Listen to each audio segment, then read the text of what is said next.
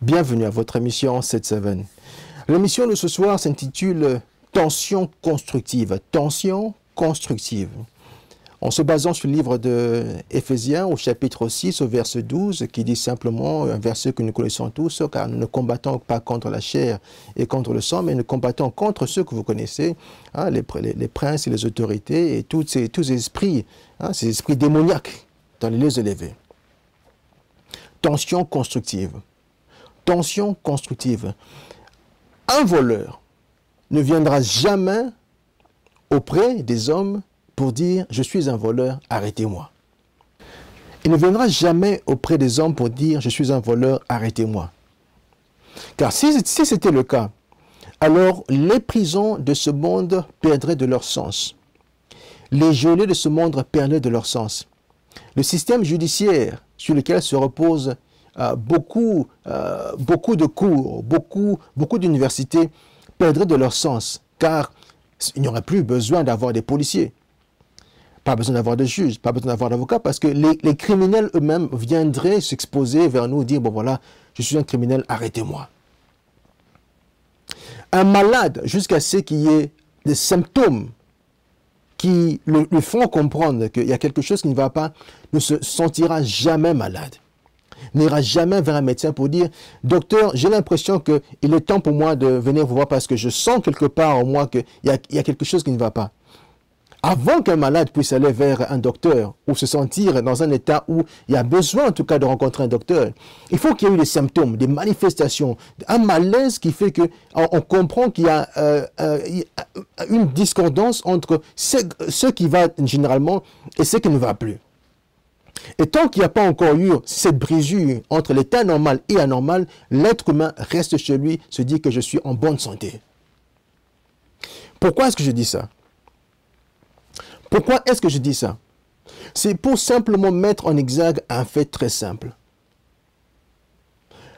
Un homme ne pourra jamais se savoir dans un état d'esclavage, ne pourra jamais se savoir dans un état en tout cas de possession, ne pourra jamais se savoir dans un état en tout cas,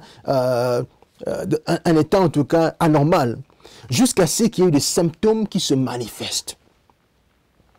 Un exorciste, avant de commencer en tout cas à faire son travail, il doit en tout cas arriver à un point où l'esprit qui habite le sujet ou le patient qu'on lui a mené commence à se manifester.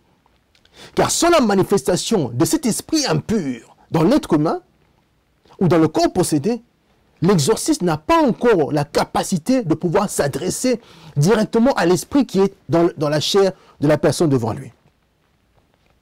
Je répète, sans la manifestation pleine et claire de l'esprit qui est entré dans la chair humaine, l'exorciste n'a pas encore autorité, je pourrais dire, ou n'a pas encore la capacité de commencer son travail.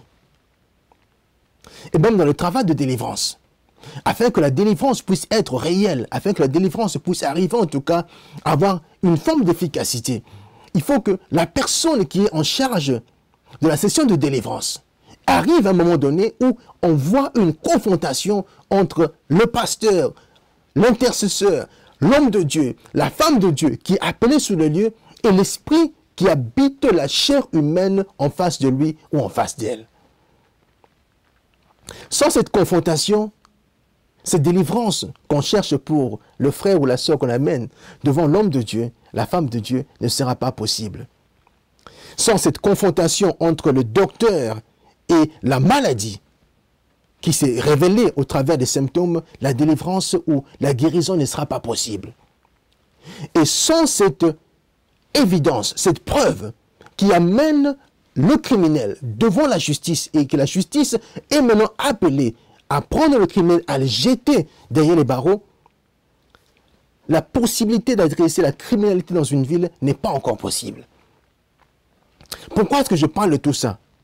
Et pourquoi est-ce que j'ai intitulé le message de ce soir « Tension constructive » Parce que dans le travail de délivrance, le même principe s'applique. On doit créer une tension afin que l'esprit qui habite le corps humain, l'esprit qui habite une région se manifeste et que nous puissions alors adresser cet esprit de manière ouverte et alors amener cet esprit à être vaincu. Et sans cette confrontation, l'esprit pourrait justement avoir cette possibilité, cette latitude de continuer de régner dans la personne, dans la région et de passer tout le reste de sa vie sans jamais être aperçu ou encore confronté à une quelconque forme de résistance.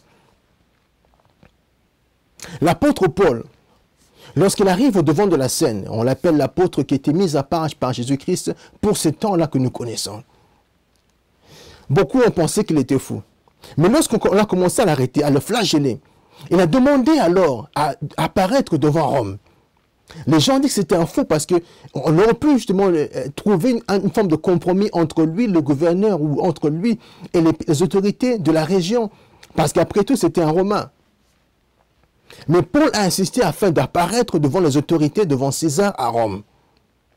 Pourquoi est-ce qu'il a fait ça? Apparemment, c'était un acte anodin. Apparemment, c'était juste un excès de zèle. Mais pourquoi est-ce qu'il a fait ça? Parce que justement, c'était un homme qui avait compris, un apôtre qui avait compris qu'afin que la parole de Dieu, le royaume de Dieu, qui devait alors implanter ici-bas, puisse alors prendre le dessus devant l'autre système démoniaque, maléfique qui était en face de lui, il fallait qu'il y ait une confrontation. Et la seule manière d'avoir une confrontation avec cet esprit-là, il fallait aller au siège même de l'esprit qui régnait alors sur le monde, qui était l'esprit romain. Il a provoqué une bagarre spirituelle. Il a provoqué une rencontre spirituelle. Il est allé jusqu'à Rome. Il a été évidemment écroué. Évidemment, nous connaissons la suite. Il a fini par mourir. Mais la confrontation qu'il avait créée, la tension qu'il avait créée a permis qu'il y ait une rencontre entre les deux mondes. Le monde du royaume de Dieu et le monde satanique qui était en train de régner au niveau de Rome. À la fin, nous connaissons tous que le Saint-Siège de l'Église catholique est maintenant établi à Rome. Pourquoi? Parce qu'évidemment, le sang que des chrétiens a tombé. La confrontation est passée dans l'état spirituel, un état physique où on a vu les Romains prendre les chrétiens, les jeter dans la fosse aux lions et rire de tout cela, mais ne sachant pas que ces chrétiens qui continuaient de prier, d'intercéder, étaient là pour une mission bien précise, bien spécifique, qui était l'implantation du royaume de Dieu. Au final, nous savons tous que c'est le royaume de Dieu qui a vaincu. Quelle est l'importance du message d'aujourd'hui par rapport à toi? Par rapport à toi, ma soeur? Très simple. Très simple. Tension constructive. Il est important de savoir créer des tensions soi-même afin de pouvoir voir quel est l'esprit qu'il y a autour de nous, afin de voir quel est l'esprit qui nous place dans un état d'esclavage spirituel, mental ou même presque physique dans nos vies. Et esclavage physique, mental et spirituel dans nos vies. Et tant que cette tension n'est pas possible, tant que cette tension constructive n'est pas possible, alors une forme de progrès n'est pas encore possible. J'ai dit tension, j'ai dit constructive. Pourquoi? Parce qu'il y a des tensions qui sont destructives. Il y a des tensions qui sont destructives. Mais cette tension dont je parle est constructive parce que la finalité de cette tension, c'est d'amener à la manifestation du royaume de Dieu, qui est toujours quelque chose de bénéfique. En parlant de tension, il y a plus de formes de tension. Il y a des tensions qui sont violentes, il y a des tensions qui sont non violentes. Mais ça, ce n'est pas l'objet de notre discussion de ce soir. Ce que j'aimerais en tout cas garder au devant de nous, c'est simplement l'esprit de tension. Et pourquoi encore? Parce que nous sommes des fois confrontés à des systèmes, à des principes, à des autorités qui sont démoniaques, qui sont spirituelles, qui sont en train de nous opprimer, de réprimer nos aspirations les plus simples, les plus élémentaires, mais on ne se rend même pas compte. Nous sommes des fois opposés à des gens qui sont devant nous. On voit un esprit, on voit un homme, mais nous ne comprenons pas ce qui se passe au-delà de cet homme. Un exemple très simple, c'est dans le livre de Marc, au chapitre 5. Lorsque Jésus-Christ arrive dans cette région, où il rencontre un homme qui apparemment était habitué à terroriser la région.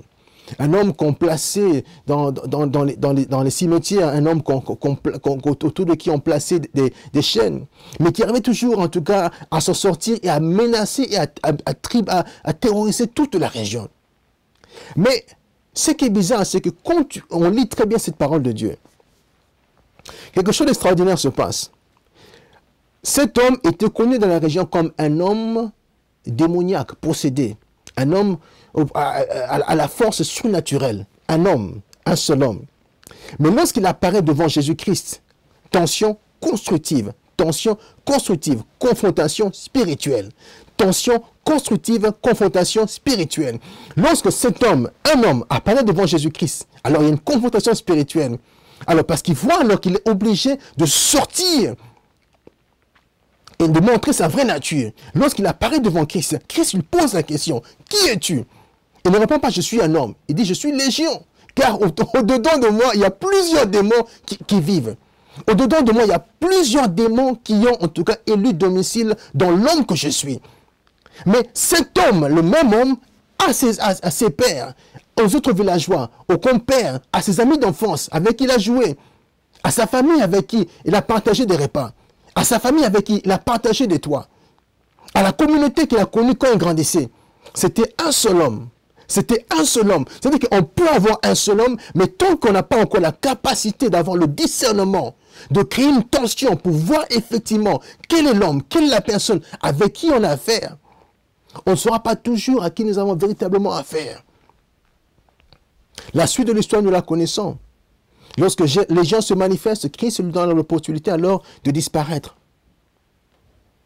Et pourquoi est-ce important ce chapitre de Marc 5 et par rapport à notre verset du jour qui est Éphésiens 6 au chapitre 12? C'est simplement pour nous rappeler que les tensions des fois sont importantes. Les tensions des fois sont importantes. Ce que nous ressentons des fois ce jour-ci comme tension, ça peut des fois troubler les gens. Les gens se disent que ce monde passe dans des phases de tension qui sont de plus en plus insoutenables, inacceptables. Mais on ne se rend pas compte que nous sommes simplement de passer par des tensions qui sont en train de nous pousser à entrer, à accéder vers d'autres niveaux dans la vie de ce royaume de Dieu que nous sommes appelés à manifester. Dans les années 60, aux États-Unis, quand le mouvement de Martin Luther King a commencé alors à prendre de l'ampleur. L'une des choses qu'il commençait à faire, c'était quoi? C'était de provoquer l'homme qui était en train de soutenir le régime d'apartheid, le régime de discrimination qu'il connaissait au niveau des États-Unis. Un exemple, c'est que à l'époque, on leur disait, un homme noir, lorsqu'il arrive dans un restaurant, il doit passer par la porte arrière. Pour eux, c'était normal. Et tant que tout le monde se comportait de cette manière-là, c'était normal. Mais lorsque les gens ont commencé alors à voir que la seule manière d'arriver à confronter ce système, c'est de créer des tensions. Et de manière de créer des tensions, c'est quoi? C'est d'arriver à passer par la porte de devant, alors confronter le propriétaire de ce restaurant, me dire voilà que je suis ici, je ne passerai pas par derrière, je resterai ici, et je veux que vous puissiez me servir ici au devant. Alors de provoquer un débat avec ce propriétaire, lui faire comprendre, bon voilà, je suis ici, pourquoi est-ce que je dois passer par l'arrière? Et cette confrontation, cet échange, ce débat-là, c'est ce qui a permis qu'ils sont passés de là où ils étaient, de l'anomalie qui était simplement acceptée, à voir qu'en fait, il y avait des symptômes qui n'étaient pas normaux, qui devaient en tout cas être résolus. Il y avait des signes qu'il fallait en tout cas résoudre. Il y avait des problèmes qu'il fallait résoudre. Parce que tant que les gens acceptent ce qui se passe autour d'eux et ne se posent pas de questions, ce qui est normal devient normal. Mais au plus on va au plus on se lève, au plus nous montons vers les lieux élevés, on se rend compte d'une chose. L'une des manières les plus efficaces pour l'ennemi arriver à faire asseoir son système, son régime, sans que personne ne puisse s'en rendre compte, c'est de créer une forme de normalité. Il fait passer les choses comme étant normales et personne ne se rend compte. Il fait passer l'état de dépendance, l'état d'esclavage comme étant normal et personne ne se rend compte. Et jusqu'à ce que quelqu'un se rende compte qu'il y a quelque chose qui ne va pas, alors confronte ce système-là, c'est là qu'il montrera sa vraie face. Et c'est en montrant sa vraie face qu'on pourra alors combattre le système et combattre l'iniquité qui a poussé à l'établissement de ce système. Je ne connais pas la forme de cet esclavage mental, spirituel ou encore physique dans laquelle, mon frère, ma soeur, tu te trouves ce soir. Mais une chose est sûre, c'est qu'il faut beaucoup prier. Il faut beaucoup prier. Il faut vraiment prendre le temps de prier parce que tous nous avons connu ou nous connaissons encore des formes d'esclavage ou des formes de maladie ou des formes en tout cas de possession qui doivent en tout cas être adressées, qui doivent en tout cas être confrontées. Et la seule manière de le faire, c'est de passer par la prière. Parce que comme nous l'enseigne le livre d'Éphésiens au chapitre 6, Nous ne combattons pas contre la chair et le sang, mais contre des esprits impurs. Contre des esprits impurs. Mon frère, ma soeur, là où tu es, je t'invite simplement à prendre au cours de cette semaine qui va commencer, quelque temps, en tout cas, de prendre le temps de chercher la face de Dieu. De chercher la face de Dieu par rapport à ta vie, par rapport à ta communauté et par rapport à ton pays. Ne cherche pas simplement à te confronter avec les gens, à challenger les gens dans la chair, mais aussi à te rendre compte qu'il y a beaucoup de choses, qui sont arrivées, qui arrivent autour de toi, qui sont spirituelles, qui demandent à ce que tu puisses avoir le discernement nécessaire pour te rendre compte que derrière ces gens que tu vois, il y a des systèmes qu'il faut combattre. Ces systèmes-là ne seront combattus efficacement que par la prière et par le jeûne. De Toronto, c'était votre ami et votre serviteur, celui qui vous aime de tout son cœur, Dimitri Boroya. Je vous remercie de votre fidélité, de votre attention encore pour ce soir et vous souhaite en tout cas des bonnes choses et on se revoit dans 7 jours. À très bientôt, je vous aime beaucoup.